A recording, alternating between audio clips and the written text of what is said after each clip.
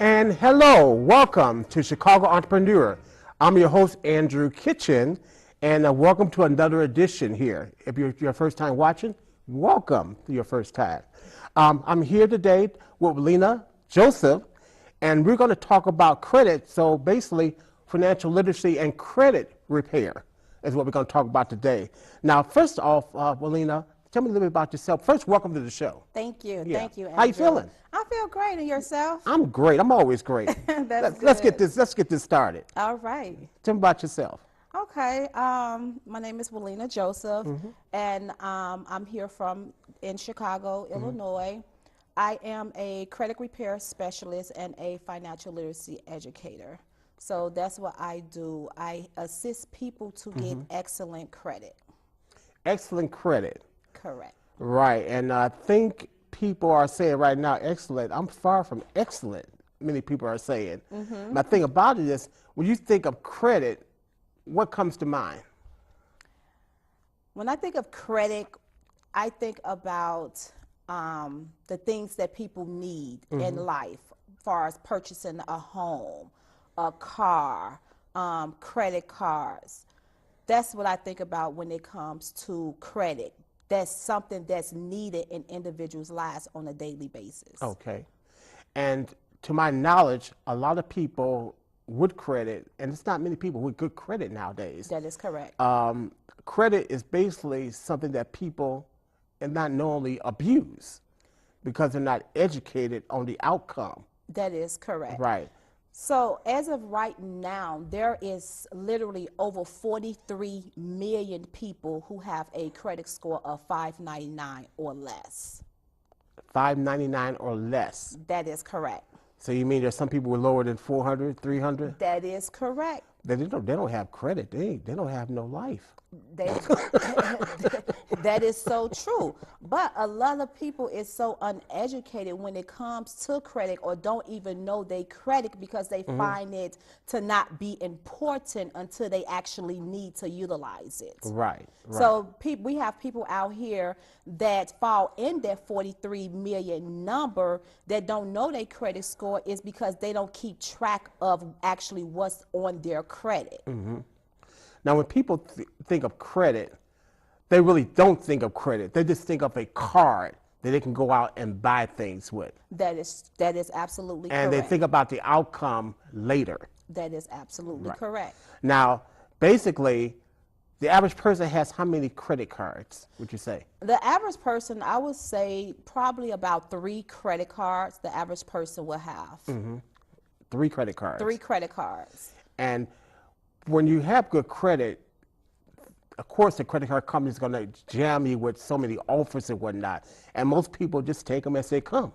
That is correct. I try to tell a lot of my clients to monitor their credit, meaning you need to realize what's on your credit, what's hurting your credit. How did you get to the point of your credit score being low? So although you have a lot of companies that may offer you a credit card, you don't want to instantly try to get a credit card if you don't know exactly what your credit score is. Right.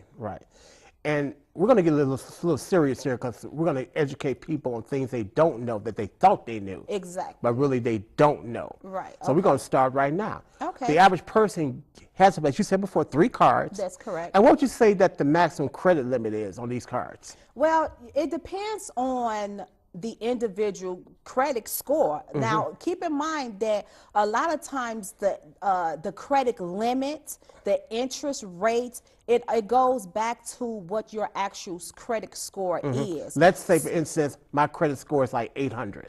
Well, 800, you probably have an unlimited credit card amount. And that's basically, to tell you the truth, if you're fresh getting credit, that's probably what you're going to have anyway because you're fresh. So they'll give you that max probably to use, and actually I call it the use against yourself. Oh, yes. That's why I'm going to say that word, use against yourself. Okay. Because they know they're going to profit from it. Now, don't just think that they profit from you paying them on time and the interest. They profit when you go into debt. Exactly. A lot of what we have to keep in mind and what a lot of people don't know is that these companies, these credit companies or companies at the credit bureaus and the private companies, they get paid off for your bad debt. They get paid off of your bad debt. So that's why when I educate a lot of my clients, I try to let them know that, hey, you have to continue to pay your bills on time every month and just don't pay the bare minimum. Thank you. Now, let's talk about the bare minimum. Say, for instance, you have a credit card we talked about earlier before the show started Okay. of $5,000. You know, we kind of laughed at this one. Yes. Yeah, you got a credit limit of $5,000. And as you said before, don't just pay the bare minimum, because here's what's going to happen. Listen closely. This is going to help you. If you pay the bare minimum every month, and with a $5,000 credit limit, it will take you over 30 years to pay that credit card off. That's just one card, and that's only if you don't use it again. That is correct. That's correct. You're absolutely right, Andrew. And a lot of people do not know that. A lot of people need to realize that paying the bare minimum is not going to help that balance decrease. No. It's not going to help the interest rate decrease as well. So we try to let them know, or let the clients know, don't just pay the bare minimum. And not only that, when it comes to utilizing your credit cards, you want to stay under the 30%. You never want to max your credit card out. You never want to exceed that 30% utilization. Right. And as you said before, the bare minimum is only, it doesn't even barely touch the interest. That is correct. And you still got that whole principal there waiting to be paid. Yes. And they just throw interest on the principal. And you really haven't finished paying the interest off. Exactly. Before you start actually paying towards what you're borrowing. Correct. Now, if they start to pay their credit cards on time, and somehow or another more credit cards come to them, they got another bunch of credit cards coming to them, do you recommend that they take the balance and put another credit card if the interest is lower? I would suggest that that's one way that they can do that, to make sure that at least they paying off one of those credit cards, and they can also use that to pay off other credit cards as well. It will help their balance to decrease, and it will also help with the interest rate as well. Right. Another bad thing we're going to talk about is that once they get into debt, of course, all this is going on their credit score. Correct. Okay. And normally it's supposed to last for 7 years, but me and you know both that some of that stuff's on there 10, 15 years. That is correct. One thing I want to mention, Andrew, is that the average person have over $225,000 in debt, with less than $500 in their savings account. So we want to switch them numbers around. We want to have our people to have $500 in debt, with $225,000 in their savings account. So that's the goal in regards to basically educating people on the importance of credit and financial literacy. Okay. Now, before we get to exactly how you can improve their credit rating, we're going to talk about that, 'cause that's very important. Yes. But we want to let the average person know that, and we talked about this too before the show, that the average person in a lifetime is going to make, what we say, $1 million. That $1 is million. correct. Now, we were still blown away by that number and so forth. Yes. You're going to make $1 million. That's the average. Yes. The average, 40 years working in your lifetime, average person makes $25,000 or over. So you're going to make over $1 million in your lifetime, but yet you're about $225,000 in debt after you have made $1 million. That's the system working in reverse. That is correct. That's the government. That's our government. So the average person, they live off the 40-40-40 rule, which means that you're going to work 40 years, 40 hours a week, with retirement with less than 40% of your Social Security. So like we was discussing early, the average person will make over $1 million in their lifetime But the average person also have $225,000 in debt. Wow. Do you feel like a millionaire? No. On that note there, we're gonna move on. Okay. All right. Because that's a lot to think of. That's a lot to take in. I got to restructure my finances now. Yeah. Yeah. I'm almost a millionaire.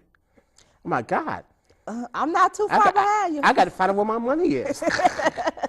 Well, the majority of your money is an interest. You're right. Interest. It's not in my best interest. Exactly. It's in the bank's best interest. Yep. So let's get into how we can help them repair their credit, because that's basically what we're here to do. We already told the bad stuff about it, and that's just the top of the ice. We ain't even scratched the surface yet. Right. There's more. Okay. Well, let's talk about how we can help them. So you mentioned not too long ago, Andre, in regards to how helping people get the bad debt out of their credit. Yes. Or you mentioned that the average bad debt stays on a person's credit 7 to 10 years. Yes, or more. Or more, which is, that's actually a myth. Because although it may stay 7 to 10 years, no Equifax or TransUnion or Experience, they're not going to look at Wileena Joseph like, hey, this debt been on Wileena credit for 7 to 10 years. It's time to take it off. No way. No way, not at all. You actually have to get in touch with a credit repair company that's going to dispute those negative items, because that's what's actually hurting the consumer's reports is the negative items. Those negative items must be disputed and deleted off, and that's when I come into play. Okay, now think of with this in mind, if you know it's been over 7 years, it's time to take action. That is correct. Because you're just basically hurting yourself, because they're not going to tell you. That's not their job to tell you. Their job is to make as much money off of you as possible, and in the meantime, while you're not doing anything, they're passing some of that over to another collection agency. That's another, for them to collect money off of you. That's another thing that a lot of people is not aware of in regards to your bad debt being sold to a collection agency. I educate my clients on that as well, because if you think about it, according to the Fair Credit Reporting Act of 1971, that's in the best interest for our consumers. A collection agency have to 100% verify that debt is actually yours, meaning that they have to have the correct spelling of your name, your address, your telephone number, and the correct dollar amount. They can't round it off. So let's take an example of Capital One. Okay. Let's say that you had a Capital One credit card, and for whatever reason, you was not able to continue to pay that debt. Capital One have 180 days, which is 6 months, to continue to try to collect that debt from you. If they're not able to collect that debt, in order for them to file it on their taxes at the end of the year, they have to write it off as a loss. So once they write it off as a loss, then of course, that's at that point, they file it on their taxes, and then that's when they sell your bad debt to collection agencies. Now, if I'm not mistaken, when they sell that bad debt to collection agencies, say for instance, you got maybe a $25,000 debt. Okay. Of course, they're selling it to them for pennies on the dollar. 10 cents on the dollar. 10 cents, that's pennies, pennies on the dollar. Yeah. Like you said, that's correct. That's a good deal for a collection agency. That is a good deal. However, the collection agency would try to get it for your original amount owed. Profit for them. Exactly. That's their profit. Exactly. That's a good profit. It is a good profit. And this is why your phone rings consistently with 5 different numbers from the same company. that is hey, that's the truth. It's the truth. So I educate my clients on that as well. I let them know that collection agencies are trained, professionally trained, to try to get you on the phone and verify that that is your debt.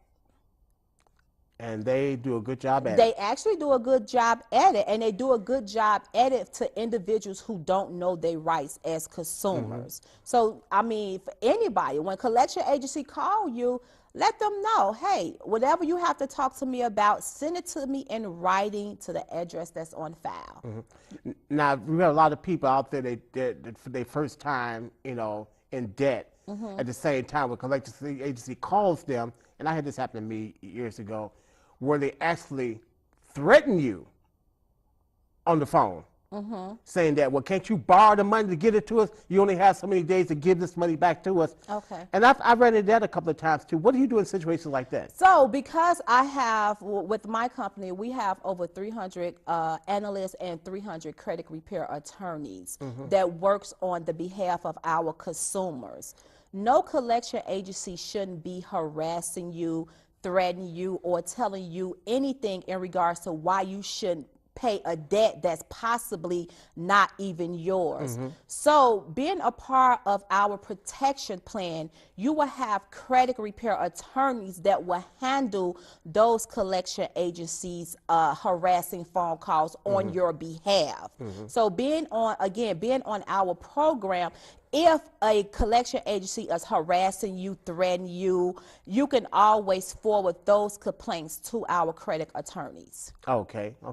So in this matter here, those that really want to repair their credit, they can actually get it cleaned off. They have a fresh start, basically. Of course. I mean, just because a person have made bad financial decisions in their past or even making current financial decisions does not mean that it cannot be fixed. Anything can be fixed if you're willing to move or take the initiative steps to move forward to fixing your credit. And that's getting with a professional that actually knows your rights, that actually knows the Fair Credit Reporting Act of 1971 rights for our consumers. Okay. So it could definitely get fixed. It can definitely get fixed. Yes. So some people actually just give up. They feel that, well, it's going to be here for the rest of my life. I'm never just going to do what I'm going to do anyway and just let it be. Right. A lot of people, and the individuals that think like that, far as giving up, that's because they don't know the correct steps to make far as moving forward with getting their credit fixed. So I want to suggest anyone to just totally give up on their future. Because your future depends on your credit. That is correct. Because I'm sure that some people out there, they want to buy a home. Yes. You want to get that nice car. You want to get the world, but you need credit.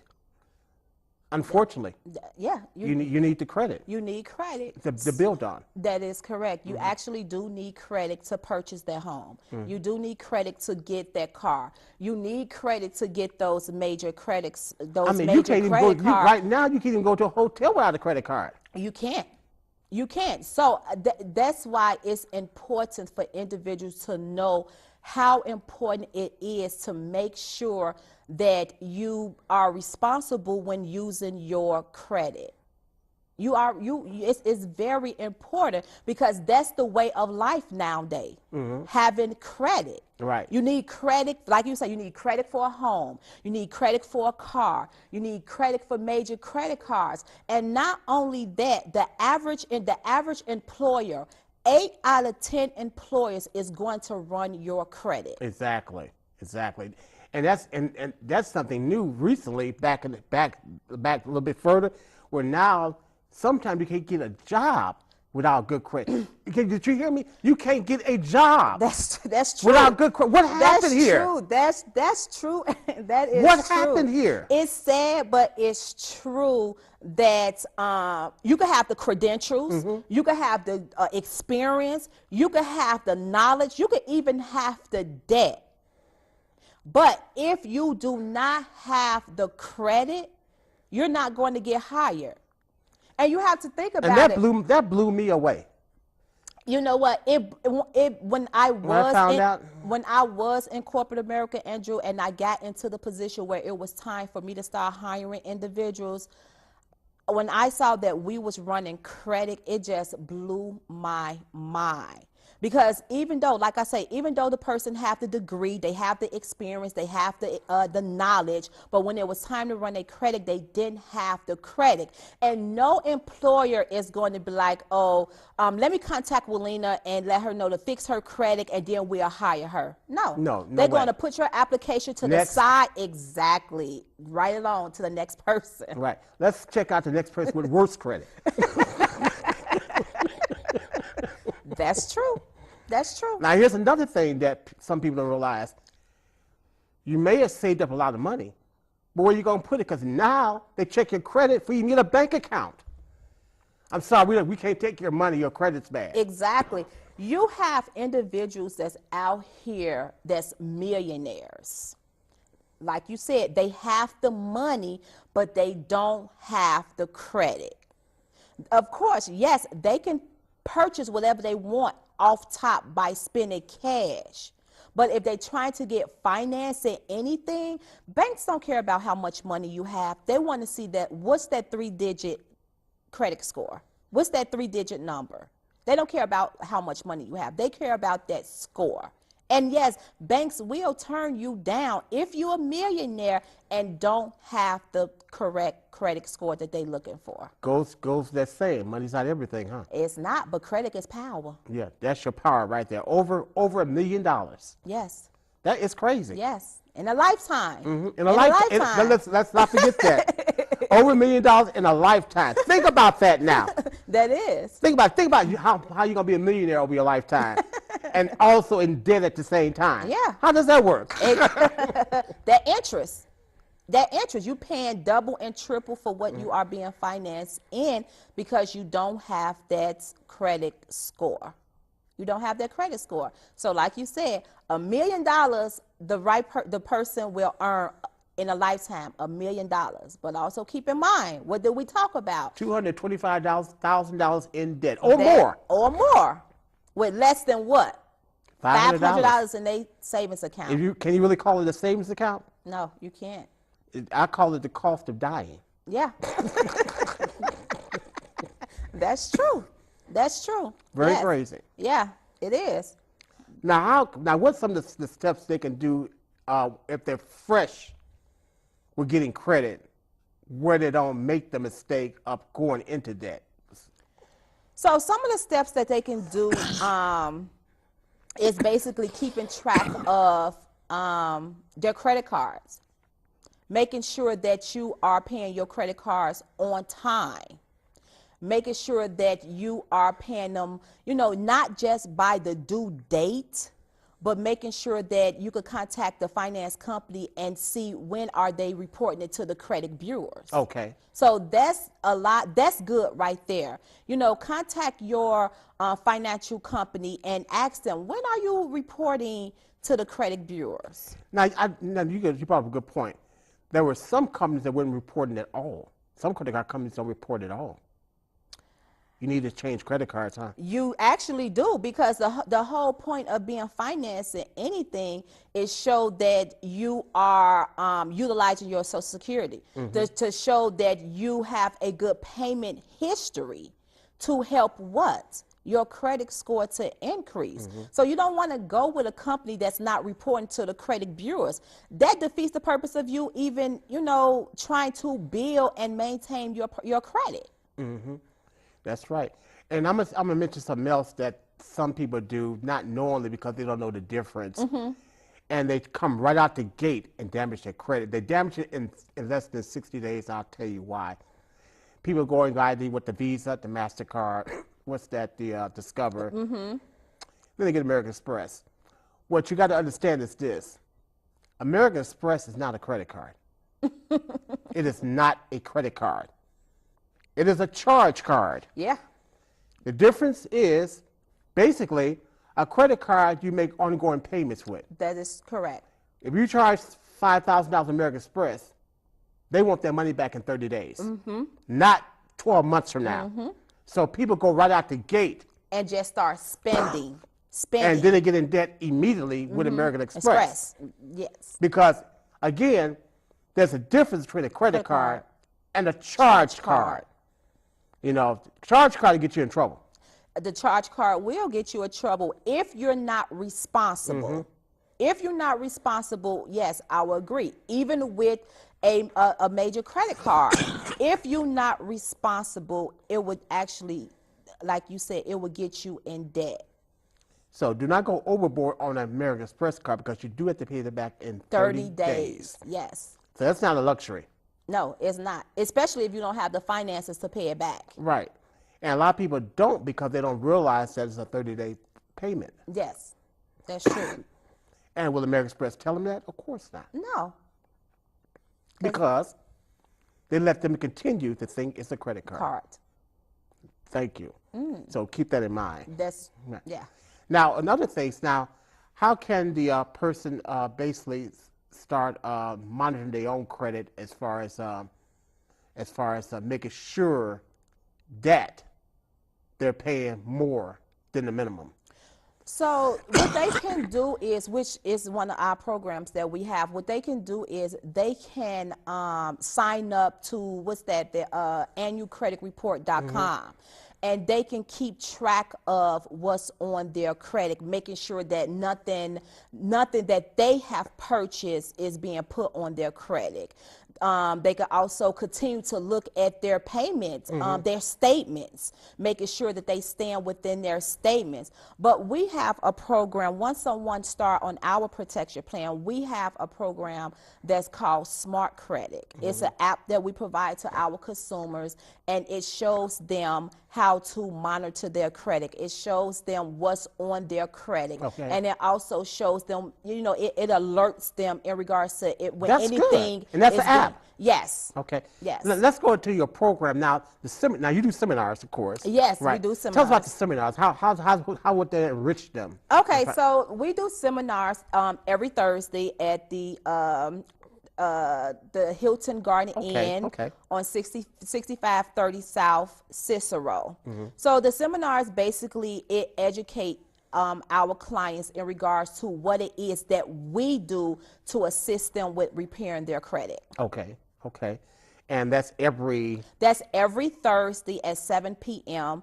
at the Hilton Garden Inn at 6530 South Cicero Avenue. So if you're really serious about getting information on really repairing, if you're really serious about your future, that would be the place to start. That will be the place to start. That's one of the places to start, but that's the main place to get started is contacting Wileena Joseph, which is myself. Okay, and how would they do that? They will be able to do that. They can contact me at 773-507-4989 or my website, which is www.wileenajoseph.com. Oh, wow. Okay. And that's a lot. We just covered a lot of information here that was mind-boggling. And it's scary, too, at the same time. It's scary because that's your whole, basically, it's almost like 50% of your life. That it is. It is, and it's more than, to be honest with you, it's more than 50%. I'm being conservative. Exactly. It's more than 50% of your life. It is your life because that's a lot of, you can't do nothing without having good credit. Right. You need credit to be able to live, to maneuver in life. You need to have good credit. And not only that, you need to know how to maintain that good credit. Okay. So with our protection plan, we don't just help people get good credit. We also educate them on how to maintain that excellent credit as well. Okay. I want to thank you so much, Wileena Joseph, for being our guest today on Chicago Entrepreneur. And basically, you heard it here, straight from the horse's mouth, and my mouth too, because you need it. You can't survive without credit. Trust me. I wish it was another way, but it can't be done. Right. All right. Thank you for joining us, and we'll see you next week for another edition of Chicago Entrepreneur. I'm your host, Andrew Kitchen, and you have a great day.